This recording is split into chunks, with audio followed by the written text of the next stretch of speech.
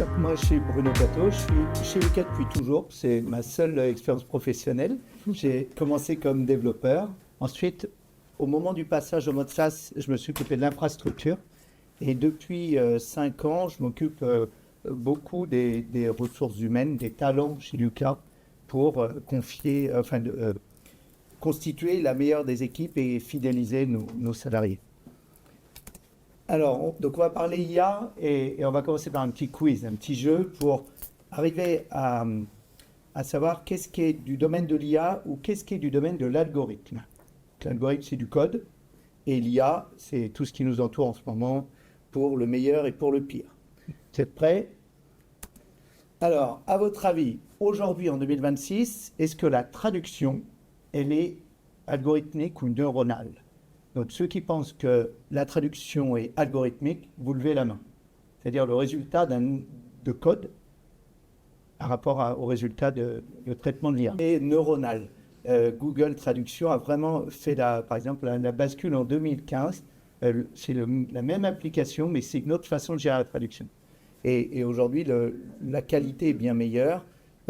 Et l'arrivée de l'IA fait que le travail de traducteur est en train de mourir.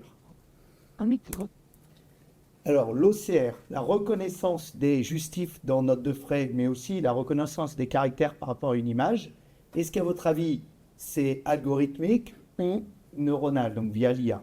Ceux qui pensent que c'est algorithmique, vous pouvez lever la main. Donc, vous avez encore une fois tort. En 2026, c'est l'IA, mais en 2016, vous auriez eu bon. Avant, c'était vraiment une comparaison pixel par pixel. On prenait des photos des caractères et on les comparait statistiquement avec le dictionnaire officiel des caractères et on cherchait une proximité. Et quand on prenait la lettre la plus proche et on convertissait les dessins de pixels en lettres. L'OCR d'aujourd'hui avec l'IA, elle a l'avantage d'être intelligente, donc elle peut en plus corriger des lettres qui, par exemple, mamie avec un O à la place de A, bon bah ça n'existe pas, hein. En fait ça existe, ça fait momie, donc c'est un mauvais exemple, mais dans certains cas ça n'existe pas, donc ça corrige, donc on a une OCR intelligente, on va dire. Donc ça on l'utilise donc depuis très longtemps via un partenaire dans note de frais. Mais aujourd'hui, vous, dans ChatGPT ou ce que vous voulez, vous pouvez convertir des images de texte imprimées ou manuscrites avec une qualité exceptionnelle.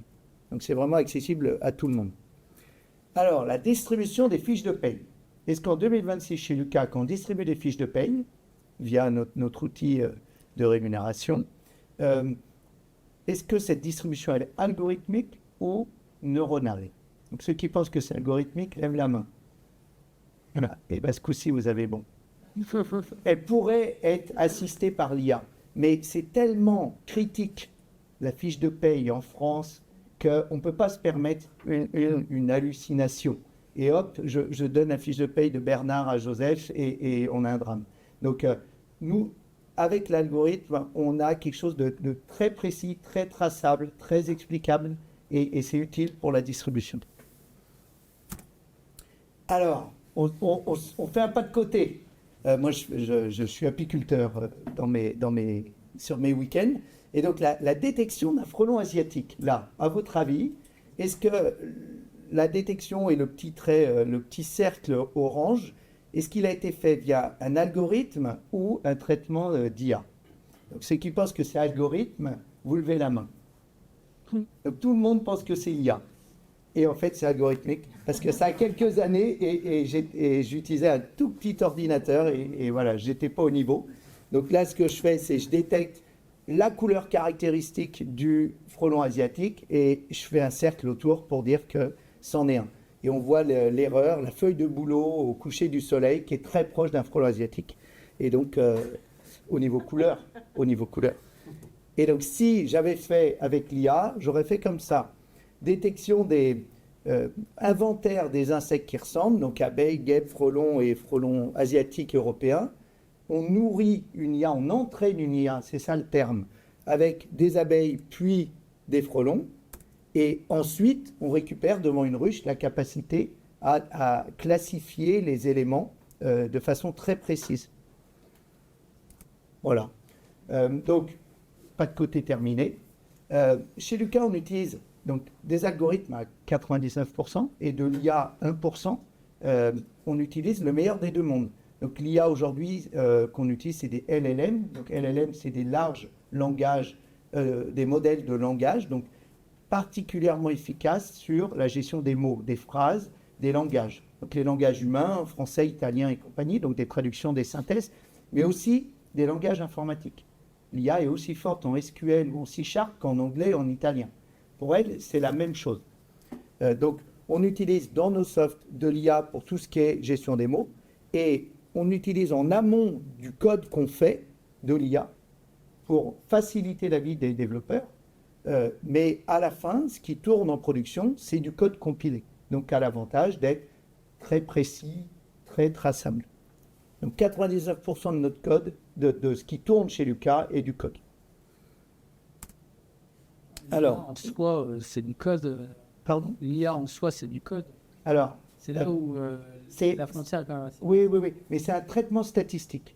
Ça veut dire que l'IA répond c'est un frelon asiatique à 0,98%. Et après, il y a du code qui dit qu'est-ce que j'en fais. Est-ce que je considère que 0,98 c'est OK ou pas?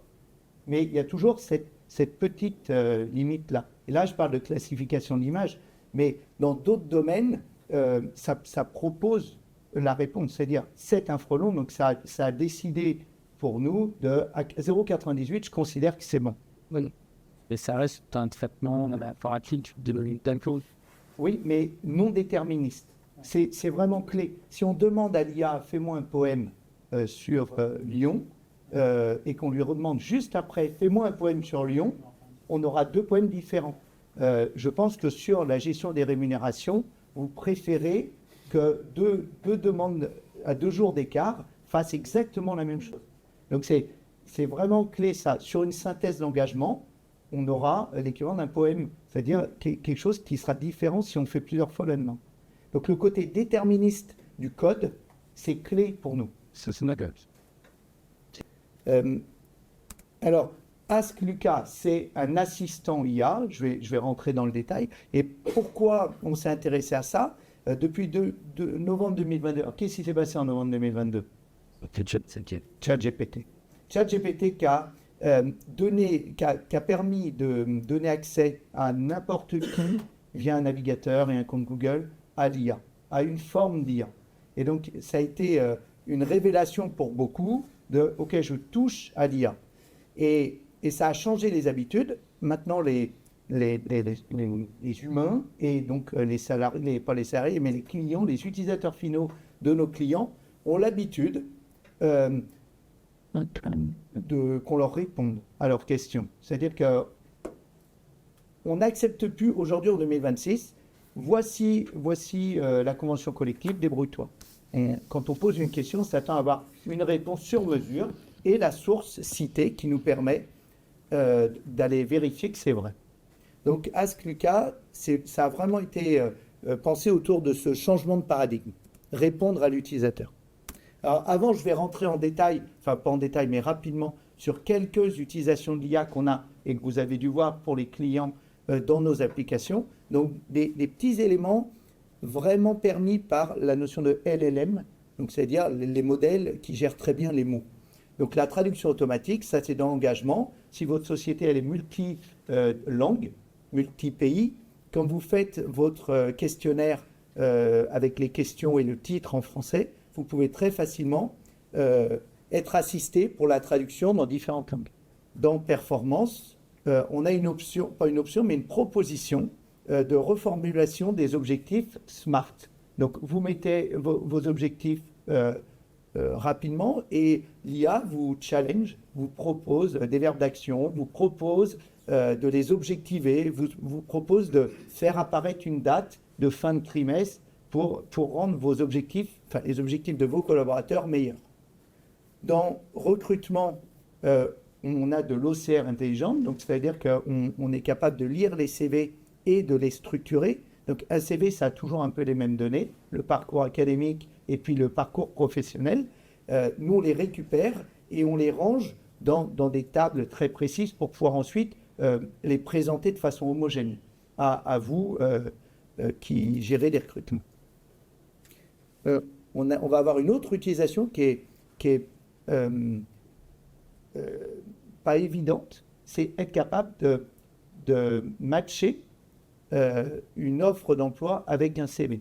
Et donc, c'est délicat à faire. Donc, on le fait de façon la plus transparente possible pour arriver à éviter les biais. Donc, les biais, c'est tout le sujet autour de l'IA.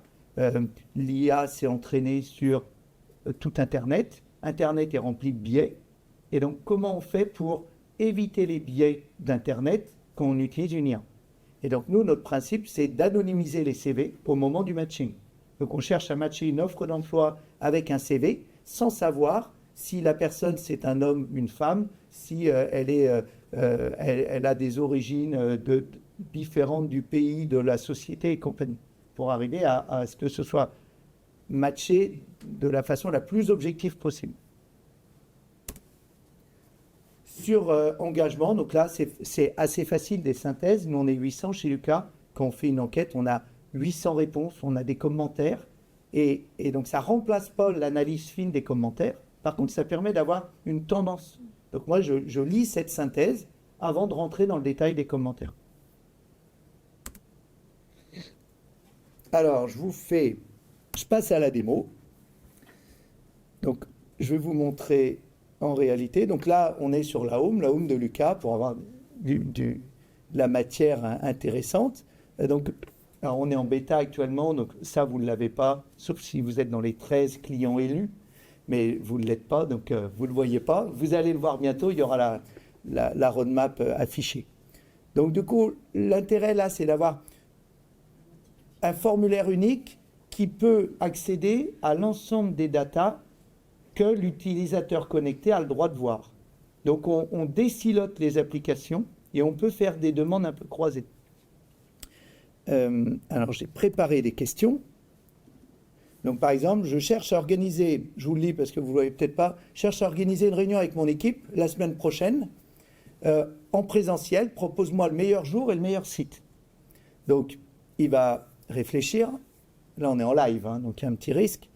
Donc, un truc intéressant, il me dit, OK, tu parles de ton équipe, mais tu parles de quoi? Est-ce que tu parles de tes collaborateurs supervisés? Est-ce que tu parles d'un sous-service, un sous-sous-service, etc.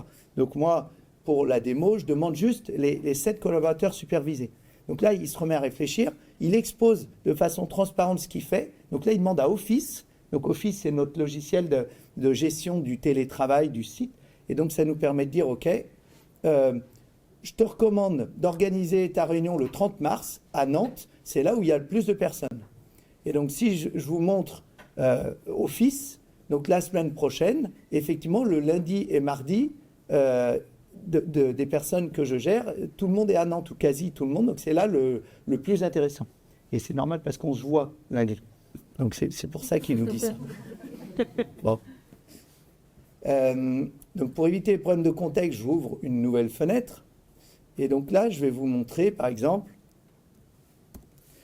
quelque chose qui va permettre de savoir est-ce que ça répond à n'importe quoi. Donc, quelle est la recette des îles flottantes du bouchon lyonnais d'hier? Parce que, bon, moi, j'ai le droit à ça. Hein. Et c'était très bien. Flottante. Incroyable. Donc, il réfléchit. Il cherche et il dit, bah voilà, moi j'ai pas d'informations, moi je m'occupe des données RH, donc je sais pas faire. Voilà. Par contre, si je vous parle de ça, c'est parce que on a moyen, avec les documents partagés, d'augmenter le périmètre de recherche. Et donc c'est assez intéressant. Un document partagé, vous connaissez peut-être pas, donc je vais vous montrer.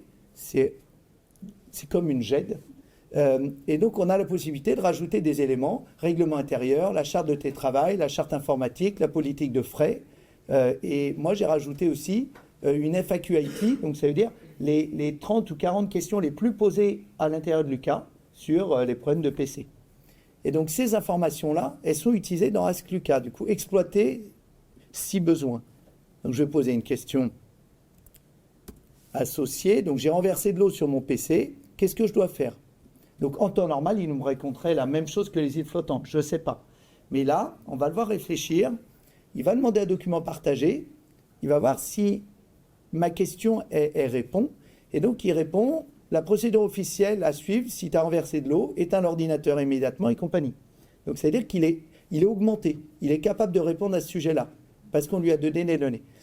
Comme d'habitude, il nous fait un résumé, et il cite sa réponse. Donc, si je vais sur l'information, il m'ouvre le document qui me permet, moi, d'aller vérifier là-dedans qu'il ne me raconte pas des cracks. Donc, bientôt, il pourra citer, surligner l'endroit où il a trouvé ça. Je continue. Alors, je vais répondre en partie à ces questions-là parce que je vous ai fait une démo, mais ça évolue vite en ce moment. Donc, Ask Lucas, vous avez vu, je vous l'ai montré dans la home, mais là, la semaine prochaine, il sera dans toutes les pages. Donc, toutes les pages, ça veut dire qu'il va pouvoir répondre à la question de la page, dans le contexte de la page. Donc, quand on va poser la question dans Ask Lucas, il va répondre en priorité aux infos de la page. Donc, j'ai des exemples après qui vous le montrent. Dès lors qu'on a fait qu'on a sorti cette idée et qu'on l'a ouvert chez Lucas, nos collaborateurs nous ont dit c'est super, mais ça ne répond pas à mes questions de support. Et en fait, on n'avait pas pensé à ça en premier, nous. Nous, on avait pensé aux données SIRH. Et donc, on l'a adapté pour que ça réponde à des questions du support.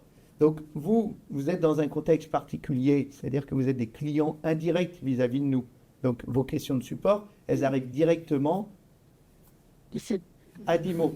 Et donc, on va gérer cette complexité pour adresser cette proposition de support, soit en direct quand c'est pour nous, soit en indirect quand c'est indirect. Donc ça arrivera plus tard, mais ça permettra d'éviter de se réauthentifier ou de dire « alors moi je suis Bernard, je suis du client, truc, et quand je vais sur telle page, j'ai tel problème ». Là, tout ça c'est déjà rempli et il suffit de dire « j'ai tel problème ». Et on aura même normalement la possibilité de faire une capture écran automatique de la page sur laquelle on est. Donc ça permet d'augmenter la qualité du ticket. Comment vous vous assurez que l'IA respecte la politique de droit différentiel des personnes? Par exemple, je suis RH, je vais peut-être demander le top 10 des rémunérations de la boîte, mais évidemment, le magasinier, il ne doit pas avoir accès à ça. Réponse dans 3 slides. Non, mais comme ça évitera. Donc là, c'est vraiment le support. Hein. Donc le support, c'est pas lié aux données, les données de la base de données. C'est vraiment comment faire. Donc, Ask Lucas, une sorte de pyramide, 3 niveaux. Donc, sur la partie lire les données. Donc là, on a un exemple. Alors, il est en anglais, mais je vais vous le dire. C'est ou l'équivalent de la démo que j'ai faite. C'est vraiment une lecture. Qui est dispo la semaine prochaine de mon équipe? Donc ça, c'est quelque chose d'assez facile. C'est des faits. On s'arrête à des faits. On ne cherche pas à inventer des réponses. Une autre approche un peu graphique, qui sera disponible dans Engagement. On pourra faire un nuage de mots. Donc là, c'est vraiment réel. À gauche, moi, je m'occupe de réunions techniques avec 200 développeurs. À la fin de cette réunion, on fait une enquête engagement. On récupère, là, c'était à la question, qu'est-ce que tu as aimé à la 38e réunion technique? Et donc, on voit que les ateliers de l'après-midi, ça plaît bien. Donc ça va être possible directement dans Ask Lucas. Quand on sera dans l'enquête, on aura directement cette proposition sous la forme des questions en haut. Est-ce que tu veux un nuage de mots? Deuxième niveau, la partie écriture. Donc, quand est-ce que Ask Lucas va écrire? Donc là, c'est un exemple. Donc, c'est encore en anglais, mais je vais vous le faire. C'est à certains moments, les salariés veulent des certificats d'emploi. C'est quelque chose qui est chronophage pour les RH. Et en fait, le RH n'a aucune valeur ajoutée. C'est des données qui sont dans le dossier RH. Il n'y a pas à être d'accord, pas d'accord. Dire un tel travaille depuis telle date chez Lucas, c'est facile. Et donc, on pourra se faire faire ce document à la demande dans Ask Lucas. Et on a plein d'autres idées. Et enfin, la notion d'agent. Donc, agent, ça doit être le terme numéro 3 sur Internet et sur LinkedIn en ce moment, avec IA. Donc, agent, c'est quoi un agent? Chacun a sa définition. Notre idée, c'est d'être relativement autonome et de réfléchir en plus sur la base des faits, mais d'apporter une expertise. Donc, on a plusieurs idées, mais là, je vais en parler d'une. C'est dans performance. Je veux de l'aide pour préparer un entretien avec Valentin. J'ai un bouton préparer cet échange avec l'expert IA. Et donc là, ça ouvre Ask Lucas. Ask Lucas concentre le dialogue avec l'IA et les data. Et donc à ce moment-là, aide-moi à préparer l'entretien annuel de Valentin. Il me rappelle les faits donc faciles, les faits, il vient pas sur site depuis 3 mois, ou il vient moins sur site, il a pris énormément de congés, ou il n'a pas pris assez de congés, ou il a pris 0 congé, ça c'est des faits. Il a été malade pendant 3 semaines, je ne sais pas quoi, il n'a pas atteint ses objectifs, ou alors il a 100% de ses objectifs, enfin des faits. Et ensuite, c'est là où ça devient intéressant, c'est dans l'idée, l'IA vous permettrait de répondre à vos questions. Donc, générer une synthèse de son année, comment aborder son retard sur les objectifs, et vous pouvez poser des questions. J'ai un problème avec Valentin, il ne manage pas assez bien son équipe, et il va vous proposer des pistes. Donc ça, c'est une idée, c'est en réflexion. Des garde-fous. Donc, alors, c'est pas les vôtres encore. Là, c'est des garde-fous, c'est pourquoi est-ce qu'on ne répond pas à la recette de l'île flottante? Parce que ce n'est pas notre domaine. Donc, on a, dans le traitement d'Ask Lucas, on a, via de l'IA, un système qui nous permet de dire c'est hors sujet. Dans les premières versions, ça donnait la recette. Donc, c'est hors sujet. On ne veut pas que Ask Lucas soit utilisé pour faire les devoirs de vos enfants ou je ne sais pas quoi, préparer votre voyage en Italie. Sinon, nous, on est... Ça va nous coûter cher. Donc, c'est pas ça le but. Et pareil, qui est le meilleur développeur chez Lucas, c'est plus des faits, c'est autre chose. Donc, ça, on veut l'organiser. Donc, par défaut, on ne répond pas. On veut éviter aussi le bad buzz sur l'IA qu'on voit régulièrement partout, des mauvaises utilisations. Oui. Est-ce qu'il y a un récap de toutes ces questions qui sont posées, qui remontent à un moment donné Qui remonte à qui? Une partie RH. Alors non. L'idée, ce serait d'être comme Gemini Pro, par exemple. C'est l'IA de Google. Nous, on a Gemini Pro chez Lucas. L'historique des dialogues appartient à l'utilisateur et le RH ne les a pas.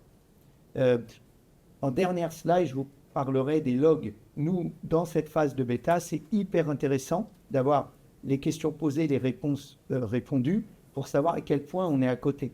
Mais par contre, les questions posées, elles sont anonymisées. Donc, dès qu'on détecte un nom, un prénom, un chiffre, on les anonymise, on met un coup de marqueur. Oui.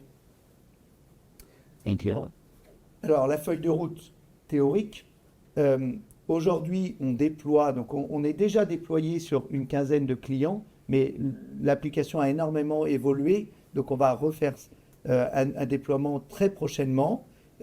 Auprès des clients qui sont en alpha et de nous-mêmes.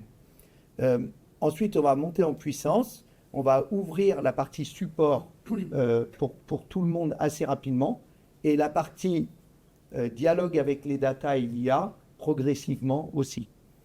On est dans une phase de bêta, donc une phase de bêta, c'est qu'on a une incertitude sur le futur, on ne sait pas si c'est utile, on ne sait pas si ça a marché vraiment, quand on va le mettre en grand volume. Donc pour l'instant, c'est gratuit. On se laisse la possibilité soit d'annuler parce que ça ne marche pas, ou de le rendre payant si c'est très utilisé. Dans nos simulations, une grosse utilisation, ça entraîne, c'est en millions d'euros pour nous de traitement d'IA. Donc ça veut dire qu'il faut qu'on le répercute. Une question là-dessus. Tu les chaînes d'IA dans l'industrie et 4 slides. ok. Et est-ce que le client doit utiliser sa propre IA? Non. Dans 5 slides, il y a la réponse à ça aussi. Excellent. Alors, ça arrive là, en fait. Donc, dans la roadmap, là, il y a un mot bizarre à la fin, c'est MCP. Donc, MCP, c'est Modèle Contexte Protocol. C'est un nouveau protocole qui est arrivé début 2025. Donc, c'est hyper récent. Ça va très vite avec l'IA. Et donc, ce MCP, c'est très intéressant. Les données, la base de données de chacun des clients, c'est une base autonome. Ce n'est pas multi-tenant, on dit c'est monotenant. Donc, chacun sa base. on a les interfaces, et entre les deux, on a ce qu'on appelle les API. Donc les API permettent de structurer les datas avec les bons droits pour répondre à la question de Valentin qui est connecté. Donc Valentin, il voit via l'API uniquement les données qu'il a le droit de voir. Quand on fait une intégration, vous avez peut-être des intégrations avec une clé d'API pour transférer les données vers l'API. Et ben, c'est la même chose. Ça dialogue avec les API, avec une clé d'API sur laquelle on configure des droits. Donc on peut dire lecture seule, écriture, tel périmètre, tel objet.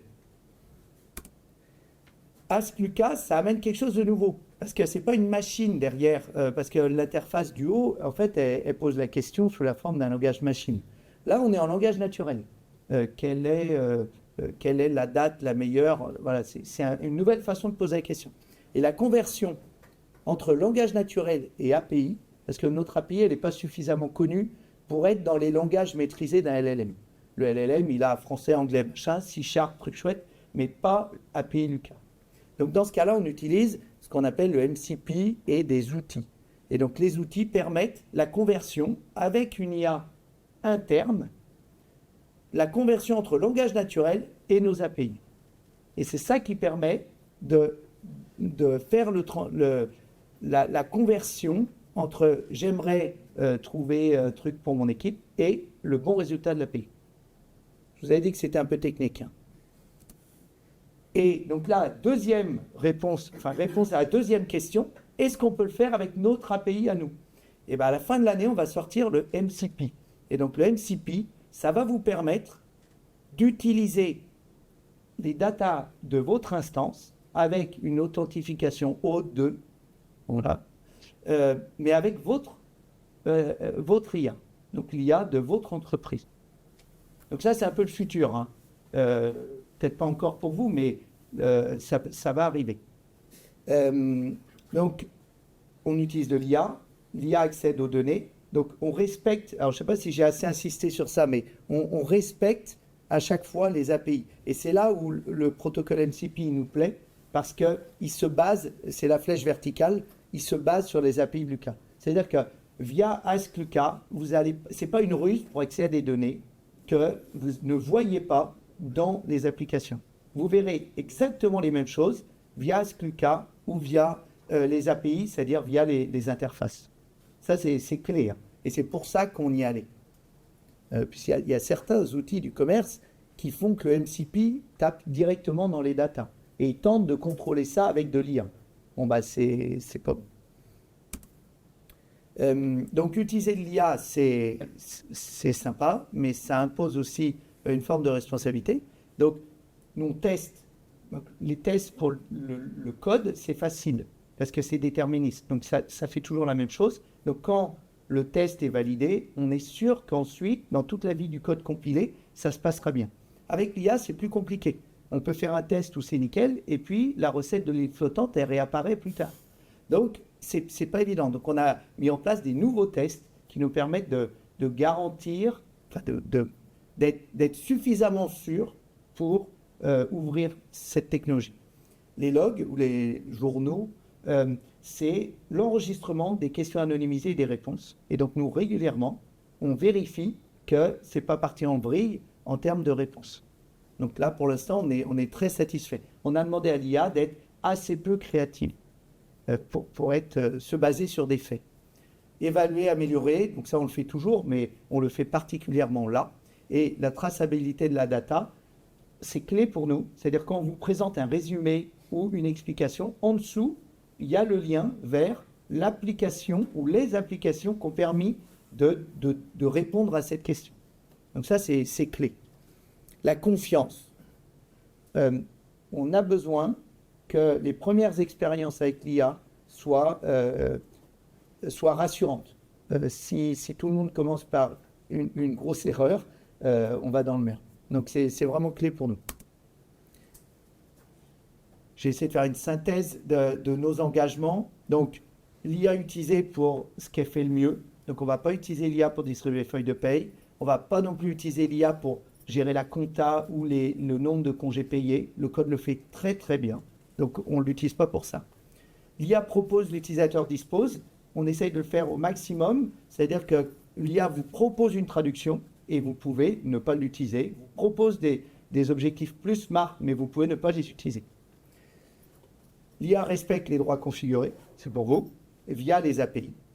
Et l'IA est conforme au RGPD et à l'IA Act. Pourquoi je parle du RGPD alors qu'on parle d'IA? C'est que si vous utilisez une IA qui est aux îles Caïmans, eh ben, vous transférez des données. Et là, IA ou pas IA, vous transférez des données et vous perdez l'assurance qu'elles ne vont pas être utilisées pour autre chose que ce que vous voulez. Donc, nous, on utilise des endroits sûrs pour l'IA. Ça s'appelle Azure OpenIA. Donc, Azure OpenIA, c'est une enveloppe juridique qui est hébergée sur Azure en France et qui nous donne un certain nombre de garanties que je vous ai mis là. Donc, Azure, Azure, c'est Microsoft. Azure est actionnaire de OpenIA, qui est américain. Bon, Microsoft est aussi américain. Et il propose les modèles d'OpenIA, donc de GPT, ChatGPT, tout ça, c'est OpenIA. Il propose ces modèles-là dans l'infrastructure Azure OpenIA avec ces garanties-là. Donc, les données ne sont pas accessibles aux autres clients. Ce n'est pas accessible à la maison mère OpenIA. Ça ne permet pas d'améliorer les modèles. Donc, c'est-à-dire que les données qu'on leur donne ne sortent pas de l'endroit où elles sont. Elles ne partent pas chez OpenIA pour améliorer les modèles ou pour entraîner, réentraîner ou améliorer les bases de données côté OpenIA. Et donc, ça reste aussi, c'est pas confié à d'autres clients.